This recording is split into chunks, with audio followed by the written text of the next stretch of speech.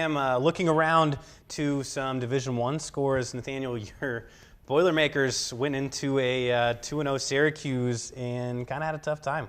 It's been a rough start to the season for Purdue. They're going to fall to 1-2 on the year after losing to Syracuse 32-29. Get another close game. Both of their losses have come within a field goal, and it's not quite the start you wanted for Purdue. There's still a promising season, though, and against Syracuse, had themselves still a pretty good game. Both teams combined for 42 points in the fourth quarter. It was a slow start. It's kind of a theme for a lot of college and NFL games this last weekend. Slow start, but as soon as that fourth quarter hit, man, they were off and running, and Purdue really was able to control quite a bit of the game.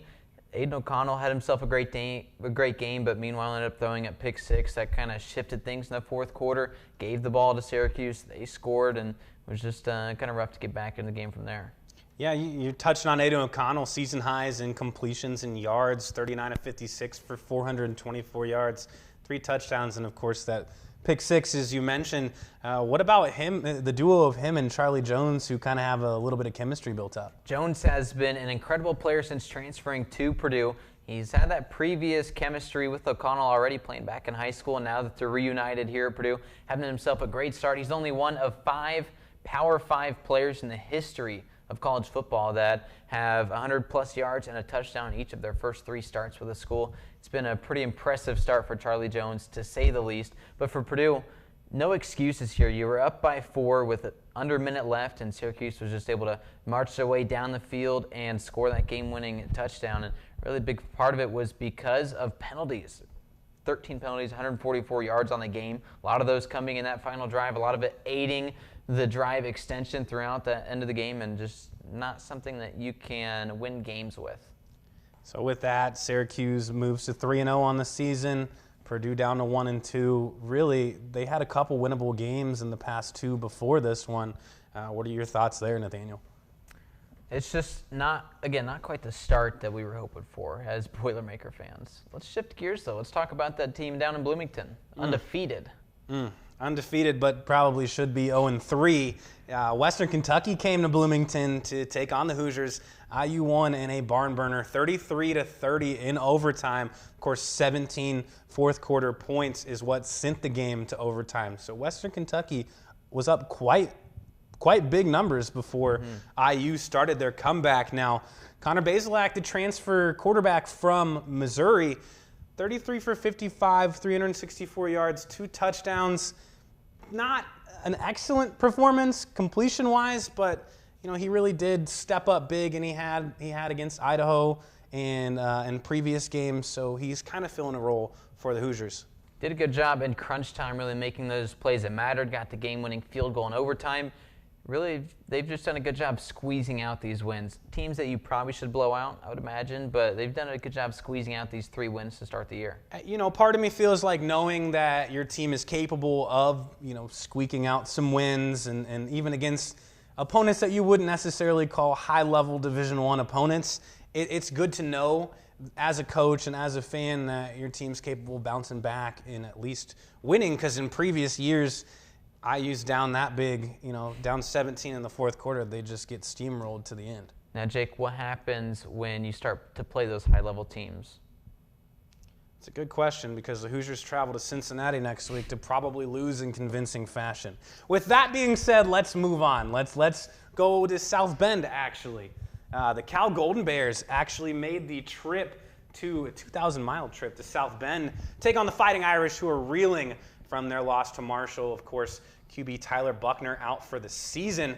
First play of the second quarter, zeros across the board. Buckner's backup Drew Pine fumbles the snap, recovered by Cal defender Oluwafemi Oladejo, which sets the Golden Bears up to score first. QB Jack Plummer, the transfer from your Boilermakers, finds J. Michael Sturdivant in the end zone from 30 yards out. 7-0 Bears. Moving on, 9 minutes to go in the half. Irish with possession. Pine steps up in the pocket and delivers a 25-yard strike to junior running back Chris Tyree for the touchdown to cap off the 10-play drive. Just over 9 to go in the third. Running back Ostrick Estime dives forward for a touchdown after a few strong runs from himself leading up to that play, 14-10 Irish. Later on, 4:26 left in the third. Jack Plummer with the QB sneak to make it a 17-14 ball game. Cal goes up 10, and 9:20 left in the fourth. Drew Pine finding another tight end, Michael Mayer, this time for the touchdown to make the score 24-17, which Notre Dame would eventually win by. Final play of the game here, Jack Plummer escapes pressure and fires a prayer down the field to the end zone, but to no avail. So Irish move on and get the win. A good quality win from Marcus Freeman. How about that last Hail Mary? You just saw it on the screen. It was a very impressive throw, really put right where it needed to be, bounced between 4 or 5 different guys. At one point was like off the fingertips of Cal's receiver. Was basically everything you could have done if you're Plummer to put your team in position to get that Hail Mary win. Something we saw quite a bit throughout the weekend in both levels of football, but just not able to get it done there, and it was the first win for Marcus Freeman and this Notre Dame team.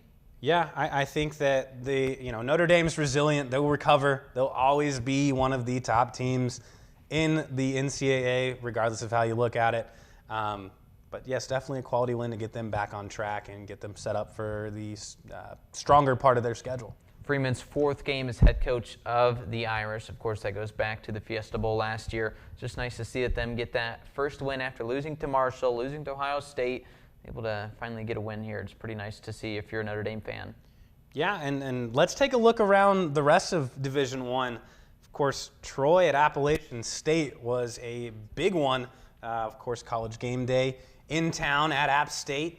And the big highlight from that one, quarterback Chase Bryce to Christian Horn on a Hail Mary, bounces off a defender's Horn, brings it in, and scores the game-winning touchdown. So that's one we were just talking about, where you put the ball where it needs to be. It bounces off a couple guys, just like that Cal game, except this time it went App State's way, and I feel like everything is going to go Appalachian State's way this year. Lost their first game of the year. Now they've won 2 straight. Now they're kind of the darlings for college football. You mentioned how game day was at App State over the weekend, and it's just a team that everyone can rally around. And you see with that Hail Mary touchdown to beat Troy was a great start to this season. Right, and I'm going to have to agree with you. Every year, college football fans find one team that they determine to be their underdog that they root for. Yeah.